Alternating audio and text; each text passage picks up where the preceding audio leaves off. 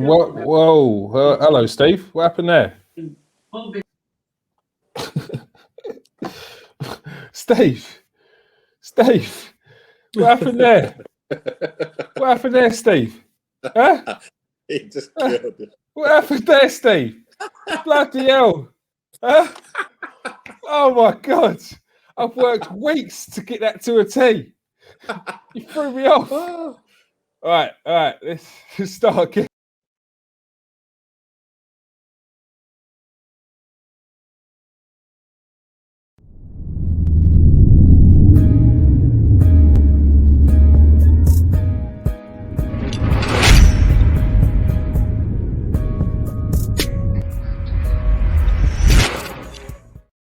Welcome to the Man United show. And if you don't know what news is out right now, you have been living under a rock. Because if you cannot tell by the look on Nathan's face, Cristiano Ronaldo is heading back to Manchester United. I mean, there was news yesterday that Jorge Mendes, the super agent, was in talks with Manchester City. Then Man United fans got hold of that, and there was worry that the legacy of Cristiano Ronaldo would be ruined. Nathan's so happy he's playing soccer and dancehall in the background. We don't want to see you dance. We don't need to see you dancing, mate. We don't need to see that. Yeah, Cristiano Ronaldo looks like he could be heading back to Manchester United. From what we're being told, it's very much on the cards. Like it's very close. It's very close. They're thrashing out wages. As we spoke about earlier, which released news earlier, was that there were talks. Cristiano Ronaldo was offered to Manchester United and Manchester City. They both turned it down due to huge wage demands. But the lure of Old Trafford has clearly been too much for CR7, and he's heading back. Nathan, thank you for joining us. How happy are you that there's even a potential chance that Cristiano Ronaldo could be heading back to Man United? This is how happy I am. Just hear me out. Just hear me out. Just hear me out.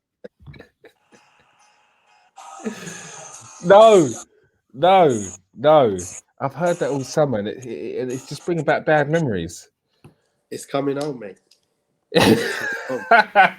Not it's coming home. He is coming home. He's coming home. I'm telling you, I can't believe it. I thought he was going to City and he's coming United. Yeah. We'll get onto the City thing in a minute. But first of all, look, Cristiano Ronaldo is one of those footballers that likes to tease old fans with maybe, you never know, could be. But do you think there was really ever in the back of his mind that he could return back to Old Trafford? You know what? I've always thought there was a little bit in my mind. So I must have thought there was a little bit in his mind. And I was just thinking, is it ever going to happen? Is it ever going to happen? Is it too late now? Still not too late. He's still scored 30 goals last year. He's changed position as well. He's not that winger anymore. He's a forward. And it's a position you probably need, especially with Cavani there, the injuries that you get with Rashford. And do you know what I mean? Yeah. Definitely a worthy signing. It's going to be absolutely amazing if we get him in. Because I was looking at thinking, oh my gosh, City with him. This is just stupid. It's just so unfair. Yeah. But now? So unfair. No. I don't want to hear unfair. Man United have been flexing their financial muscles for years. And now you want to talk about unfair because there's someone else that can challenge you there. We won things and made that money. Yeah, we didn't just come in out of nowhere and just spend up the place and buy everything in the whole place. We did it the right way, and you know that. And that's what I'm happy about United. But here's the thing. It's like when you played Pro Evo back in the day with Arsenal, with Henry up front. It was cheating. Yeah? And then you had Ronaldo, R9. That was cheating. No. It's not cheating. Now, we're getting Cristiano. We're not. So what you saying? You've got cheat codes. Yeah, we're not going to be cheating though, because we're still a little bit behind in the central midfield spot, so we can use that as an excuse. But everyone else will be.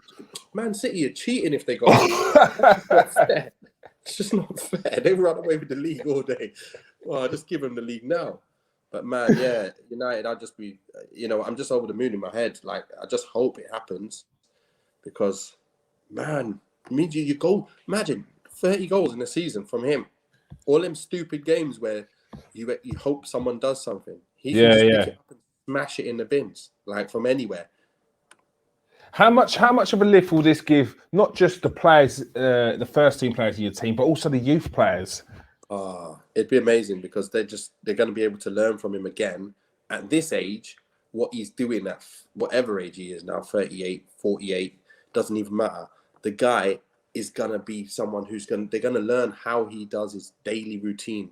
How many trainings? I heard he does like 4 or 5 sessions a day. Wow. Not football training, but I'm saying like he does all these. He basically does like he'll do something to do with his legs, something else. So yeah. And that's how he gets to where he is now. He's an absolute machine. He's a beast. Like, he's not just that silky, skillful player that you used to have on the wings, cutting people up, chopping, chop. He's a different kind of animal now. He's a specimen, and that's why he can still carry on at this age. He's focused on just goals now, isn't it? He doesn't care about doing skills on anyone. He's just, look, put me in the right position. I just want my goal. I just want my goal. Not my goal, my goals. So that's what I mean. He's one of those guys. There's devilment in it. It's in your eyes. You just need goals. And when you got a hunger like he has to continue winning, continue scoring, it's only going to rub off on the rest of the boys. And he's going to bring... Man, look what Bruno brings out in everyone. Yeah. Bruno. Cristiano playing with Martial. I didn't even think he plays to him. Exactly. Listen. And I didn't even think about Bruno with regards to him being a teammate as well. Like, that's gonna be a massive lift for Bruno. Big time. And it's gonna be taking some pressure off his shoulders as well. So it's like everyone's gonna be sharing it. If he comes, everyone's sharing it big time. But Cristiano will be the main man, 100% there. And one thing you said there was a winning mentality. That around the squad is going to be invaluable. There's not too many, because Man United have just like this is a new Man United. They're building this Man United, so there's not too many players in this team that have won big things. You've got Paul Pogba in the team. I think maybe Bruno Fernandes was a part of the Portuguese team that won the Euros a few years back. Maybe, I'm not too sure. But there's not too many. Oh, Varane now. But it's like you've got that guy there who's going to be the big difference, hopefully. Yeah, you know what he demands. You know what he's all about. End of the day, everyone will have to be at their very best. If there was ever relaxing now, there will be no relaxing, once he's here at all. It's win the league or get out. That's what it will be. So there's no excuses for us to be in and around winning that league now. Just before I thought we're just a bit short. Once we get Haaland in, we'll be able to do that. But Cristiano could be that guy now. Yep. And Haaland come next year. Exactly. So exactly what I'm hoping. And Cavani's contract runs out at the end of the year. You've got a sort of transitional season with your new striker. Plus, you've still got Cristiano Ronaldo, because they're talking about a 2-year deal as well. Do you think that will suit you down to the ground as well? Definitely. You can play on the left a little bit as well if he wants to. You can play on the right. You can play up front. So you don't have to be the middle one, but you probably will be. But again, it just means that you've just got 2 years of getting the most out of him on and off the pitch and around the pitch, and that winning mentality back in the squad, and hopefully it rubs off on one or the other. But it means we're going to have two starting 11 teams that are looking sharp, able to be go for the league. I think. Yeah. No, the squad depth at Man United is looking ridiculous now, and adding Cristiano Ronaldo to that is just, I understand why you're so happy. As we were speaking about before, Cristiano, he was in talks with Man City, and there was a lot of talk about his legacy at Man United disappearing. there was a lot of talk about he's not even as good as, and the list was, I've never seen a list so big for all these players that are better than Cristiano Ronaldo, considering he's meant to be one of the greatest players of all time. But this list came out, it was like this long, he's better than Cristiano, he's better, so his legacy wouldn't have been anything. I'm thinking, calm down, people, calm down. Forget. Wow. Why would it be any different, yeah? Cristiano Ronaldo going to Man City than the likes of Schmeichel, Cole, Dennis Law, Brian Kidd. Why would it be any different then? I think they'd just be hurt that he's still playing, and he obviously ripped it up for us, and then he's going to go City while they're cheaters. That's what it is. You know, it's like you're at it's like LeBron going to the Nets now. This would be it's just not fair. But if he was at the Nets, you know, he was at the Nets before, and then they got really good, and then he's like, yeah, I'll just go to. You know. It isn't like that. It's nothing like that, is it? I'm talking about, it's supposed to be a bit different there. But it's you can't go to a team that's destroying your team already, yeah, and then make them stronger. It's like, what?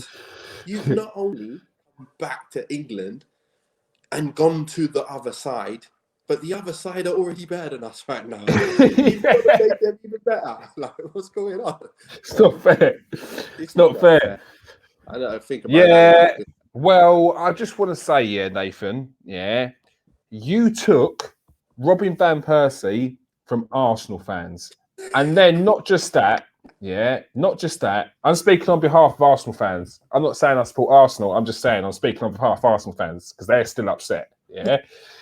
Not only that, these Arsenal fans had Man United fans tell them that Robin van Persie was better at Man United. Like, have you even watched Van Persie Arsenal?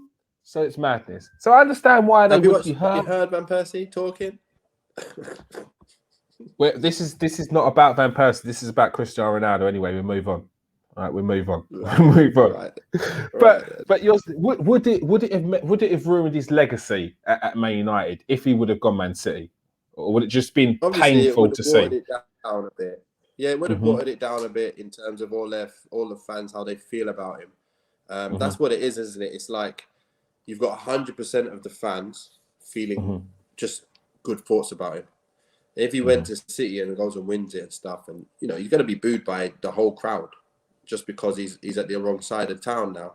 It's just not. It just still never sits right, does it? And even though these other players went to City, they're invisible to me when they go City.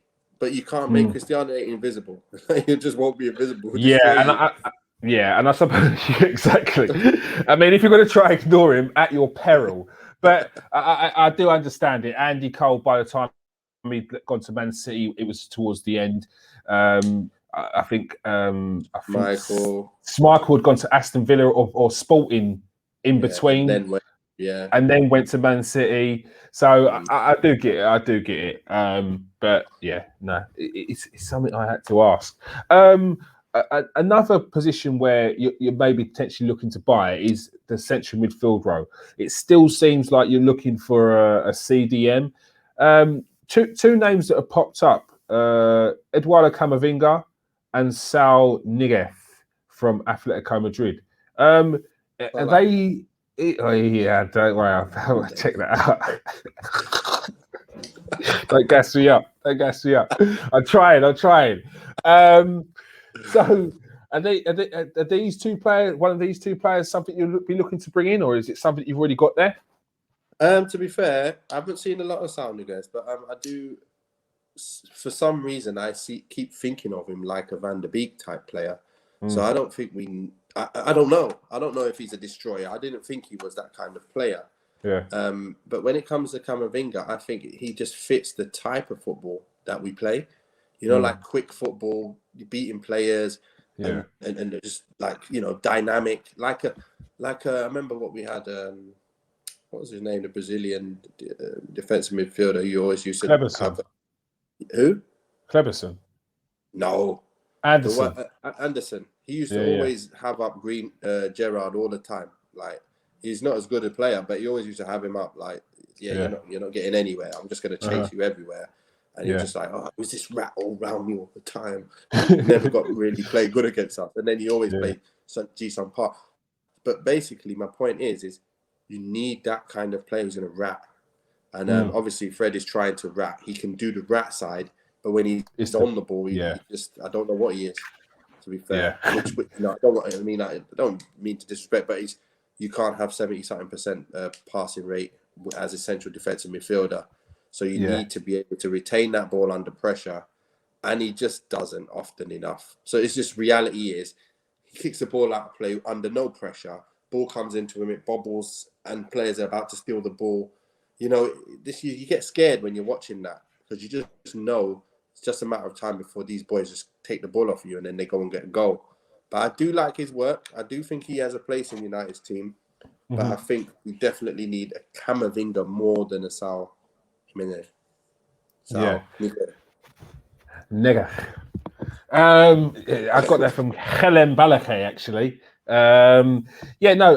With regards to Camavinga, I think I personally think nowadays the majority of the bigger clubs are starting to move away from that out-and-out defensive midfielder, and they need a DM that's got a bit more about them. They need a central midfielder, an old-school central midfielder who could tackle, who could pass, who could break out. Maybe not necessarily scoring goals, but that can break past that first man. And I think if you have a Camavinga in your team, he's got that in abundance. He adds so much more dynamism to that midfield. It'll be any team that puts a Camavinga in the midfield, they've got very much an all-round central midfielder who can tackle, who can pass, who can run with the ball, who can get goals even.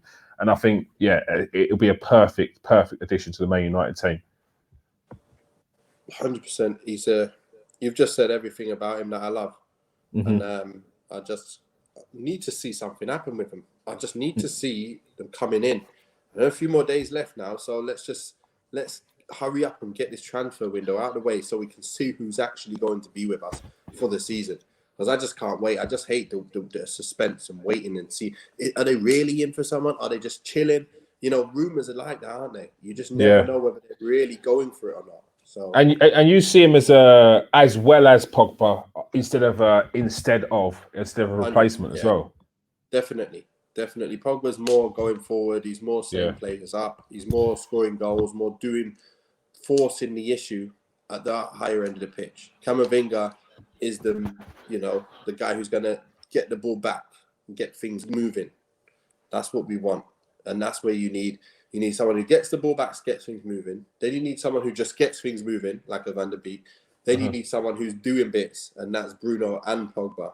That's what I mean. So it depends what. Obviously, you can't play them all, can you? Or can you? You can play Camavinga, Van der Beek.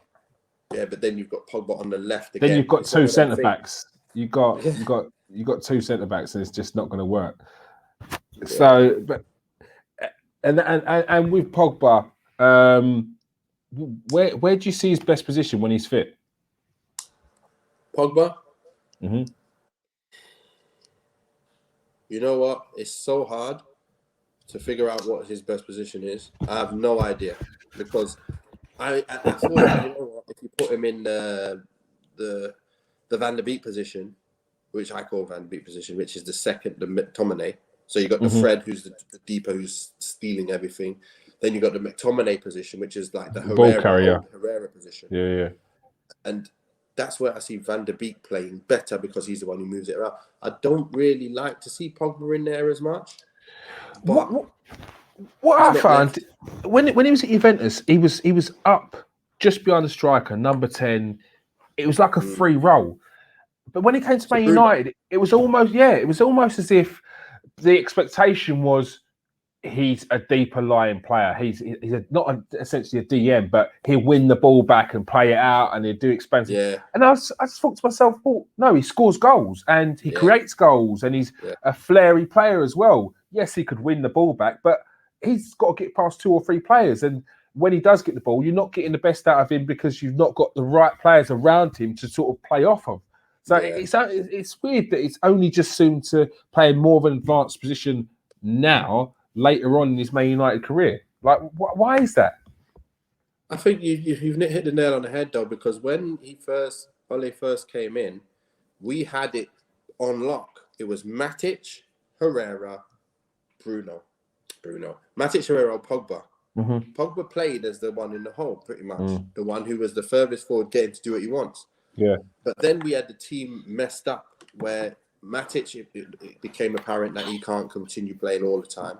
Legs. Herrera then left, and we was left with Pereira, Fred, who was obviously on low confidence, but then Pogba got injured, and then we was with Fred and Pereira playing in midfield, who Fred had to gain his confidence. Pereira wasn't good enough in the first place to play central midfield and just continue playing as the first team United.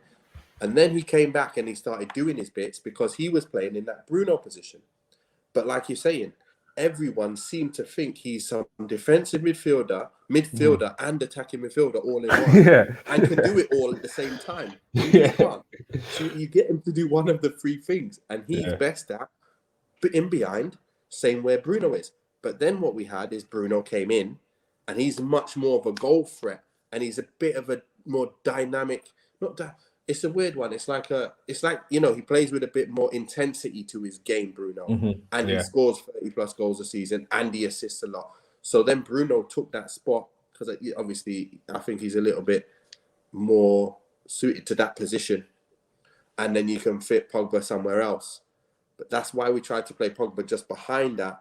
But like I say, I don't think he fits that as well as other players fit that position. I think he should be really playing where Bruno plays. But obviously there's only Bruno going to be playing.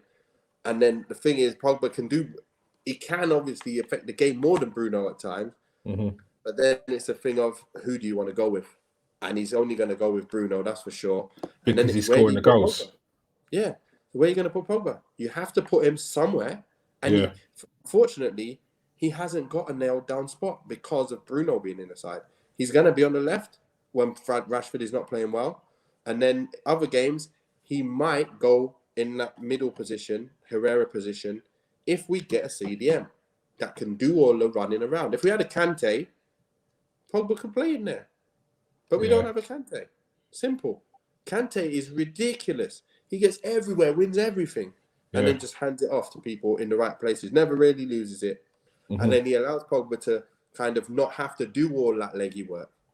And then he hurts him, carrying on, do it forward. That's what he does for France. So it's very difficult to really nail down. And that's why everybody's struggling to work out where he plays. So if everyone's fit, but Pogba's on this form where he's got 5 assists in 2 games, does Pogba keep his shirt and everyone's got to take his shirt off of him, or do you bring back in a Rashford or a Martial? How do you play it? This is the hard part now. You just got to hope that nature takes its course and it never happens that everybody's fit at the same time. And, certain players are playing well, certain players are not. At the end of the day, he's playing better than Rashford plays on the left these days. Yes. Like you can't drop Pogba after 4 assists and then the assist to bring it back to 1-0 against Southampton. You can't. You've got to keep Pogba happy. Yeah, Rashford. First of all, you've got to get him past the 31st. You've got to get him past the 31st, and then you get into January, and then it's like potentially still in Champions League, FA Cup, in the final with her. Stay. Get to the end, get through that January, and then you're on. It's on. That's what you got to do. Here's the thing now. Pogba starts, yeah? Let's say Pogba starts left side. Yeah. You got Bruno, you got Cristiano, you got Sancho. Oh my God. Yeah. You got Camavinga, you got Van der Beek. So you got all these players in there now. And then Rashford comes on. Martial comes on. Greenwood comes on. That's cheating. That's cheating. That's cheating. You can't. I'm not having it. I'm not having a Man United fan tell me that Man City are cheating. It's not. Man United are up there as well. These are cheat codes. Yeah. All right. You've evened it up a little bit, but not that much. Not that much. What a team.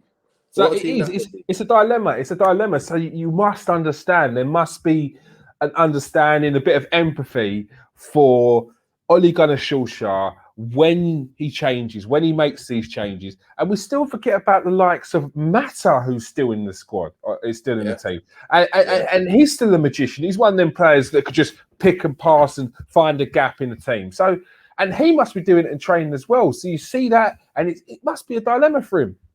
Lingard as well has come back, and he's Lingard as well, and he said he's a part of the plans for West Ham. So this is the thing: your second set of players, when you mix it up now, we're gonna be a first team. You know, like normally, like you watch Man United first team, and you're happy when you see the starting lineup. But then when you see a lot of the first team not playing, you're kind of like, I don't really mind if I don't watch this game. But now it's like, okay, we're playing this team in the third round of FA Cup. I'm watching. The whole second team's sick. I want to see Ahmad. I want to see Greenwood. I want to see all these boys just playing. Like, it'll be just wicked. Yeah, rather than seeing the likes of Chong and Gardner and Williams, you're seeing Van der Beek play. You're seeing Diallo play. You're seeing, it is. It's different. It's different. Henderson, Telles, Lindelof, Bailly, the lot. Then you've got, obviously, it'll be Fred, Van der Beek, or McTominay, Fred. You got. It's just ridiculous, man. Rashford, Martial. It's your first team. Yeah, it is the first team. But that's what you need to do. If you're going to try and compete for the Premier League, which is the hardest slog of them all, that is the hardest slog. That's where your injuries to players makes a big difference. Champions League, which you want to compete in, you want to be talking about semi-finals, minimum. And then the domestic cups as well. And this is the kind of squad you need to have. You need to have two for each position. You need to have them fighting, looking over their shoulder like this guy could take my spot. And then with Man United's case, it's not just this guy could take my spot. This guy's versatile. This guy could play here. So I mean, they're building a solid team. You know what? I haven't even mentioned Cavani. In that list, I didn't even mention Cavani for some silly reason. It's just mad. This is just madness. Yeah, I know. So we're getting there. Solskjaer's the man behind it. He's the one who's put it all together. I know he's not done everything right, and nobody will do everything right. You know, people would have said about Pep in the finals, playing them stupid formations, stupid starting lineup. Overthinking it. Doing? Yeah. You know what I mean? He's like, what's he doing? And then he loses. Everyone will be killing him. The same things happen with Solskjaer. He makes mistakes as well. But overall, you cannot tell me Man United are not in a better position than they were when he took over. Yeah, they are. Much better. Way more in way better. They need to be so balanced. So many players you can watch now, looking at them going, wow, I want to watch you play. It's all because of Ole. He's done it. Simple. Look, even if people may say he's not tactically a tactical genius, what he is, and you can't take away from this, because this is very important, is putting together a good squad of players. Like that's a skill in itself.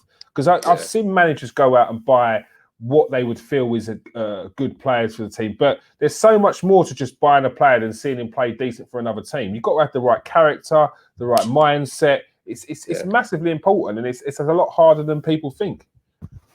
Definitely, it's all about knowing what fits your team and what's going to mesh with your team. It's that chemistry, FIFA chemistry. There's a reason why it's there. It's because certain players can come into your side and they're just not good in your side, but they're sick. I remember Shevchenko and Rebrov. I remember Rebrov, when everyone thought they were both great things since sliced bread. Chevy was sick, but he went to Chelsea, but it's a wrong kind of team setup. He didn't do well. Rebrov went to Tottenham. Rebrov. I remember Rebrov. He played against Arsenal in the Champions League, and he was unreal. Exactly. Unreal. Didn't work. That was the mix between the two. And even myself, when I played with Jason Roberts, it was like Ellington times 2. But when I wasn't with him, it was just Ellington. So it wasn't the me that I was when I was with him, because it wasn't the me that I was. Everything meshed together. You had a proper winger with pace, cross balls in for me. I scored headers for fun. I went to West Brom. I wasn't scoring goals from corners, from crosses, because no one was pacey. No one crossed the ball in ahead of the defenders. I never scored really any goals with my head. No one even probably knew me as a guy who scores with my head. That's what I mean. And then I went to Watford, and there was no football the type that I like at all. So then there was nothing really that I could do to show what I'm about. And that's why you got 3 different clubs there, 3 different ways things went. I was the same player, 3 different ways it goes. So at the end of the day, it's about who you've got to know what the manager wants and does that fit you. And Camavinga, it fits. All these players fit. The only player I can say that he even with Wan-Bissaka, he knew he needed defensive ability more than anything. So he brought Wan-Bissaka in. Okay, he doesn't have that, that natural just get on it first time cross, into the right areas. But he has that proper defensive ability. All his buys have been sick, pretty much.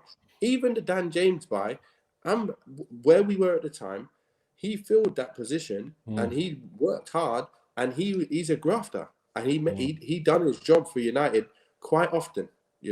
Didn't really give as much output as you would wanted him to do, but he still brought back that balance to us and that honesty defenders have to have with him. You have to run back with him. It opens up everything else. He's going to find a gap.